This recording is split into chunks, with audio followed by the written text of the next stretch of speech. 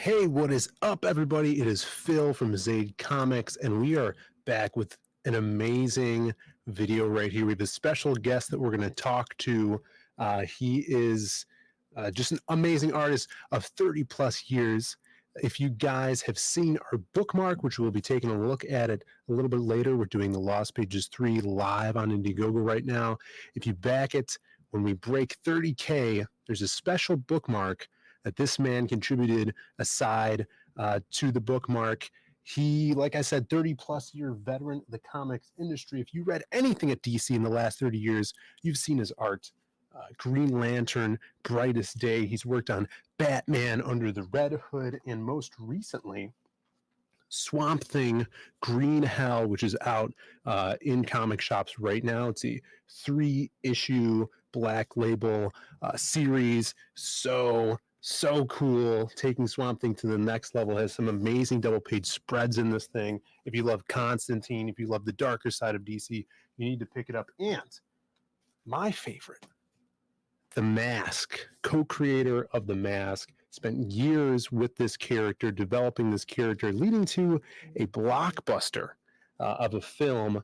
And without further ado, let's bring the man in here himself, a powerhouse in the gym and on the comic page. Bring down the screen, everybody. A round of applause for the man, Mr. Doug Mahnke. Coming in via satellite. Doug, can you hear us? Are you there, Doug? You know, So how's your day going? doing all right. Sun shining. It's cold, but it's spring, which for Minnesota, that means a lot at the moment. Love snow outside on the ground out there? Oh, there's snow everywhere. Yeah. No, Out we're of the gonna have yard. snow. Our yard is gonna have snow for probably the next month and a half. I don't know. It's pretty nice out here, actually. The sun has been shining. No snow anymore. It snowed a little bit, little flurries, but I could tell spring is coming, and that's going to melt in the summer. We all know that. It's what keeps me going. Yeah. Well, if you guys don't follow Doug, you have to follow him on Instagram. He's been posting in his free time between doing pages and comic work these amazing, elaborate animations. If you're fans of Batman, he's Wolverine, the Hulk. He's done mask animations. He does them on Procreate, and they're just insane. They're mind blowing. Talk a little bit about that. How did you get into doing these animations? Because I really think bring a lot of attention to How did I your get into social it? media. Just because it became possible, and I'd always wanted to dabble in animation. Seeing I was busy in comics, it didn't require, a shift in what I did for a living. But my family bought me an iPad for Christmas, and it with Procreate 5X, there's this thing called Animation Assist. And as soon as I saw that, I was like, no way. So I just started using it, learning it, and having fun. And previous to that, I'd actually done I jury rigged some animation, and it was not easy to do. It was all hand drawn, and I used my iPhone and I pulled every single cell that I drew into it, pulled it into iMovie, and then sped it up, spit it out, put it back into iMovie, shorten it again because it doesn't allow you to shorten it as much as I needed, or to speed it up. So I don't even know how many times I would have to do that to get something, but I did a few animations that way, and Right. thank goodness that's not how I have to do it. That I'd never have gotten anywhere. Couple minutes, but no, I just love doing it. Honestly, it's a hobby that I get enormous satisfaction. I get to do what I want. Tell the little mini stories, characters that will probably never be told in the way that I'm telling them. So, I mean, Complete like control. right now, it's I guess Instagram bumped up their reels to a minute and a half. I was thinking it was 2 minutes, but I was wrong.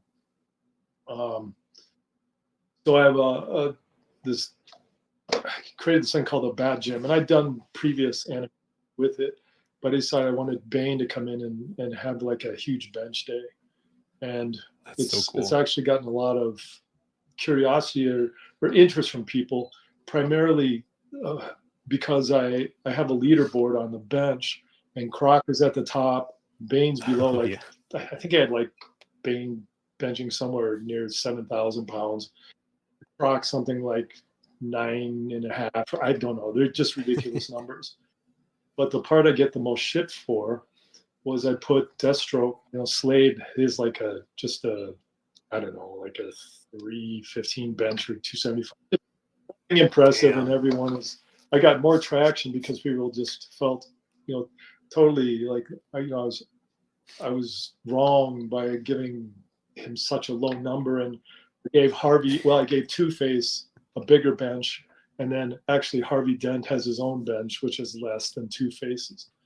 And That's but clever. I thought I was it because I gave Ivy like a huge bench, like she benches huge. But no, it's all about Slade. And I just said, well, he just wasn't a good bencher to begin with. So he's a super soldier. Maybe he really sucked at the bench, just he couldn't do anything. He's a fighter. 5 or 350 or whatever it is a really good super soldier number for him. Maybe as a huge squat and deadlift. I don't know. People just don't go for this bench number for him, so I have to justify it somehow. You can't make everybody happy. Benches and everything.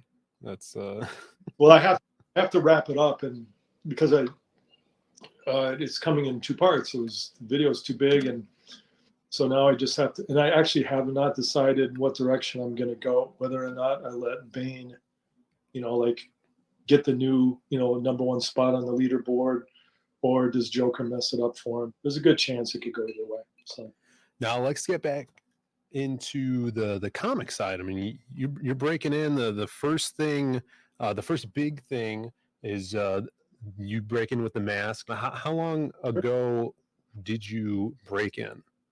For 30, I've been in, I think, 34 years. Some people may not know, but this book was originally serialized in an anthology series by Dark Horse called Mayhem, the first story arc with the mask. And then you also went on to, when you did The Mask Returns and subsequent story arcs, you did these amazing covers. Now, were those hand painted by yourself? Creative media. I mean, they're probably brush and ink to begin with, and then with some pen, and then dyes and markers, and a little airbrush on some of them, and just this and that. Back in the day, where I could waste, like incredible amounts of time doing a cover. Now, in its first iteration, like I said, in Mayhem was black and white, and then now in this trade, later than colored. When you look at these pages, you're putting, even back then, crazy amounts of detail in here, and not doing it in a scared way. Like you have a lot of courage to put Stanley and the mask into a suit that has crazy designs that you're going to have to draw in every panel. This looks like, just looking through these early mask issues, looks like you guys are having a lot of fun, and would seem to start your partnership with John Arcudi, who was the writer on this. Yeah, I was willing to do it. I mean, the reality is, I wanted to, because especially the stuff that turned out, start off black and white, I just really wanted there to be a lot to see, since it wasn't color to begin with. And I don't know, it was fun doing stuff like that. It allowed me to cover up the things I was weak at. So I've become a much better comic book artist over time. But when I look at that stuff, it has a real enduring quality, and some of it turned out really well. I wasn't, when I started in comics, it was absolutely excruciating because I wasn't a guy who was sitting. And so initially, like the idea, the first work I did was a story for Arcudi called Homicide. So it wasn't all that exciting. It wasn't like a superhero comic, which is really what I wanted to do. Right. It was about a detective and his sidekick, going through cases. weird cases, but nothing outlandishly crazy. And so it was this, this paunchy, mustachioed old guy, and I had yet to develop the kind of interest that I did over time with drawing characters. So for me, it was absolutely pulling teeth to start my career that way. I really wanted to draw people beating each other up, and saving somebody, versus the kind of stuff I started. So once I got to do stuff like The Mask, it started to open up, and I had a very short attention span. So I generated a very long attention span over time, so I could sit for 12, 15. I could sit for easily, 15 hours and not get out of my chair, which really wasn't very good for me. Yeah, I could But imagine. now I can just sit forever. And if I had animation into it, I'd do my work and I would animate till 2, 3 in the morning and get sleep and get up and do it all over again. That's crazy. It's like your cool down time with the animation. Yeah, I don't people. Yeah, this Sit chair and stagnation. move I'm around. sure. You got to move around. I realized, like I don't know, if you have a lot of people who are in the art industry, because you're a writer, stuff Yeah. like inking, especially for me, it's a lot of breath holding. You breathe very well. To realize I would sit and just barely breathe all day long, just sitting there quietly working. And then I would go to the gym and knock off a bunch of energy, but man, you just got to make sure you get up and move around. So back in the day, putting out these Mask comics, these were very Looney Tunes, lots of exaggerated character styles, and very gory Yep. too. If people have not read this, if they only know the movie, this stuff is over the top gore, Yeah. but it doesn't feel like bad, like you're ingesting something bad. It was gory. I didn't even register back then that I was drawing. I was super gory, or that I was doing stuff that would get some kid in trouble if he was reading it.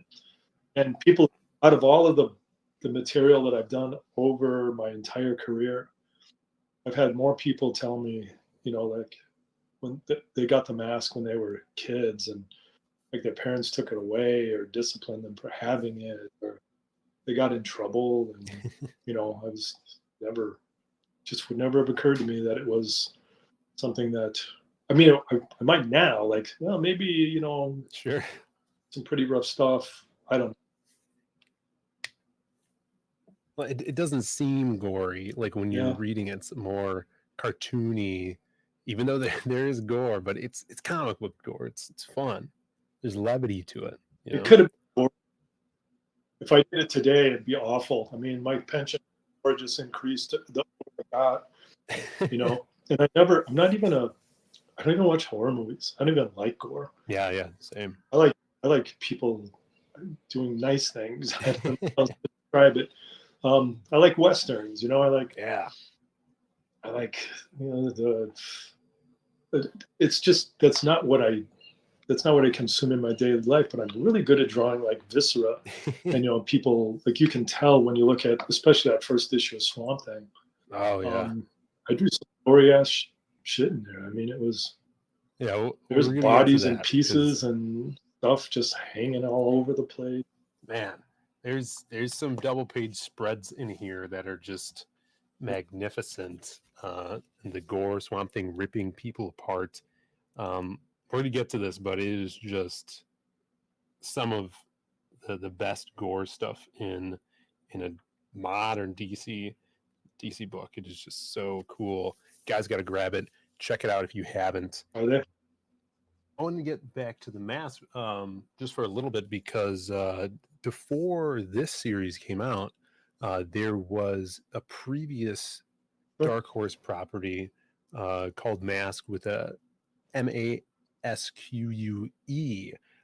When you guys were hired to do this series, was that reference you were given? I don't know if anyone ever will. Nothing against. So Mike Badger I know his last name is Badger, who wrote and drew it. Mark Badger. It was, I think it was just so out there that people just didn't quite get what he was doing. And maybe I'm one of them. He was probably happy with it. But I think for the audience that it was picking it up, it was a little obscure, Yeah. a little fringy, little, I should go back and read it and see what I think. So they shelved it. And I think it was even that MSQUE, it was owned by Mike Richardson. It's his IP. And he wanted to retool it. And so there was I think there was, in fact, originally like a drawing that he had made was just this smiling creature with a gun. Yeah. So then once Arcudi got a hold of it and created the story that he did, which was just amazing, really. Stands a test of time and, cinematic history light, because I mean, it really, really helped a career or two, I think. Yeah, definitely. I mean, Jim Carrey, I think that he was, because of that, he was like the highest paid actor that year and in the 90s, like that decade. Pretty heavy duty stuff to have gone from 0 to 60. I mean, he's already a funny guy. He's amazing. Yeah. In fact, I was sent the film without any of the effects. Oh, that's cool. Like, see how it was. I have it in my house somewhere. I guarantee I have it. So it has him going through all the stuff, but of course he has the appliance that, the makeup is on, but none of the after effects have been done.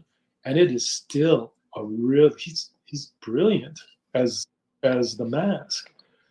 And you can watch that and be not completely fulfilled, because it's pretty obvious what they had planned if you've seen the movie, how it ended up. But he's half of what you think is effect is really just Jim Carrey. Oh yeah, he's amazing. Like, he was an idol when I grew up. I grew up in that era when that came out in the 90s, and he was everything to me. I wanted to be him when I grew up, going to acting like that. Seeing the film, what was your reaction? Were you disappointed that they didn't have the gore and was more family friendly? How did you feel walking out of the theater after seeing that?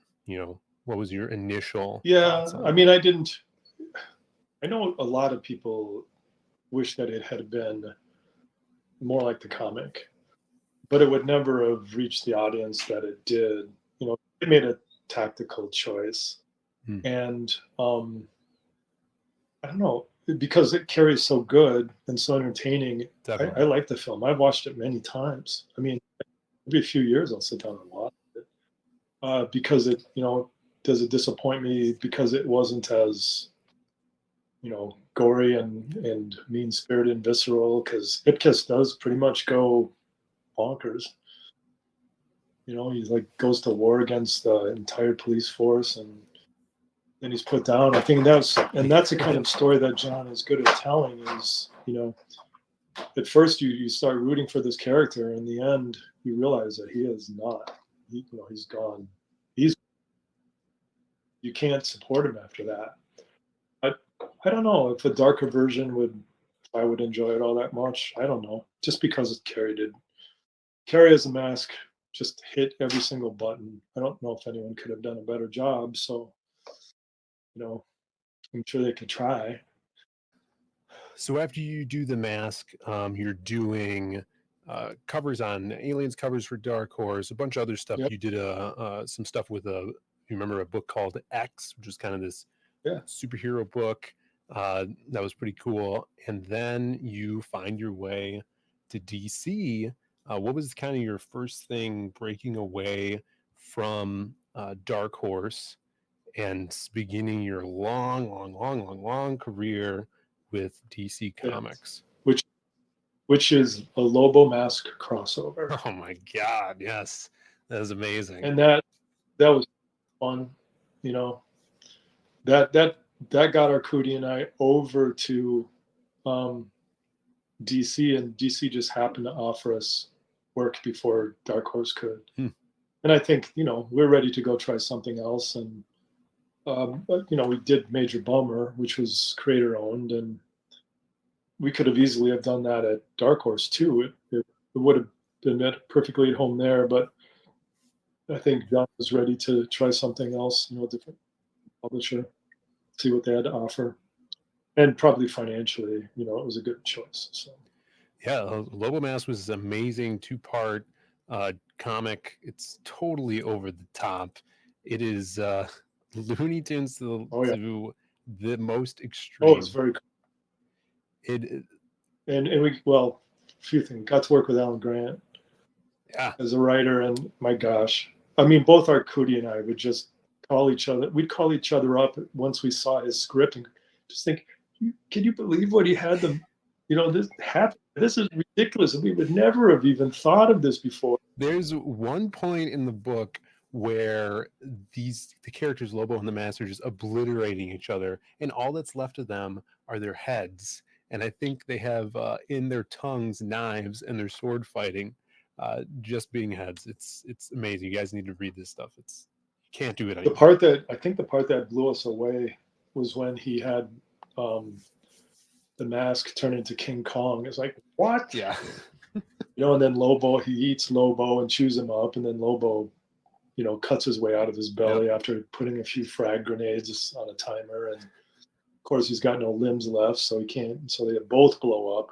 And I think that's where they ended up being. Heads. It's insane. You can't do that. Like no publisher's going to do that stuff anymore. It's just so fun, over the top. And the story's actually good. There's like a time continuum thing where the ending is cyclical with the beginning, so it's like this infinite loop. You guys just have to read it, where like the Mask or the Lobo is the one that caused everything, right? Yes, some time paradox. So then what does he do? He ends up putting himself in prison or something. Yeah. Working with guys like John Arcudi, Alan Grant, and then who are awesome at over the top hilarity and action, and then a world universal writer like Jeff Johns, who is taking all these puzzle pieces and fitting them together. I worked on Green Lantern for 4 years. I did the majority of Jeff's run, or the biggest part of it. And I mean, that in itself was a really fun time to be, especially working at Comics and FTC, because, I got to work on something that was like 8 years in the making, and I'm just a dude who gets a script, and half the time when they ask me to do something, I have no idea what it is that they're asking me to do. I've just been busy drawing, and when I get done drawing, I don't pick up comics and find out everything that's going on at DC. I mean, I've read less comics as a creator than I ever read, previous to it. I'm much more selective, just because I don't, when you spend 15 hours immersed in comics, in a day, you're not looking to sit down and then start reading them usually. But there's got to be a few other things that I could do with my time. And then every once in a while, though, I keep an eye on the industry, and stuff does pop up, and then I'll enjoy reading a comic. But I also have a habit of, when I go to a store, I'll find those those digests, those huge books of like reprinted material from the 70s or something. Then I go back and read the stuff that I was reading when I was a kid, and seeing how it holds up. Sometimes less than I had hoped, but Yo, this is just part 1 of the interview. In the next part, we're gonna be talking about Swamp Thing, Green Hill. You're not gonna want to miss it. If you guys dig all of Doug's amazing art we're showing off in this interview, then you gotta go over to Indiegogo and back The Lost Pages 3. Pre-order it, get all the books, and if we make it to 30K, you're gonna get a free bookmark. We're gonna talk more about that in the next part. Like and subscribe if you guys haven't. Leave a comment. Let us know how you're digging this, and we will see you in the next part of the interview.